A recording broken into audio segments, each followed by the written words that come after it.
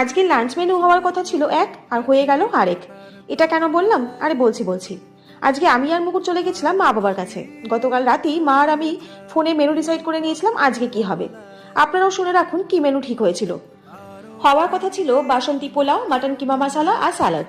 সেই মতন আমরা যাবার পরে লাঞ্চের প্রস্তুতি স্টার্ট হলো। একদিকে মাটন কিমা রান্না হচ্ছে, অন্যদিকে বাসমতি রাইস জলে ভিজিয়ে জল ছড়িয়ে রেখে তার মধ্যে ঘি, থেতো করা আদা, গরম মশলা, ইয়েলো ফুড কালার দিয়ে মাখিয়ে রাখা হয়েছে। কিমা ভালো করে কষানোর পরে যেই জল দিতে যাব, অমনি মুকুট বলল, আড্ডা মারতে এসে সারাদিন যদি রান্নাই করো তাহলে আর আড্ডা কখন মারবে? চালটাও কিমার মধ্যে দিয়ে একসাথে করে নিলে বিরিয়ানির মতন হয়ে যেত। যেই না বলা অমনি আমার মাথায় আইডিয়া এলো। মাকে বললাম তাহলে আজকে মাটন কিমা পোলাও বানিয়ে নেওয়া যেতে পারে।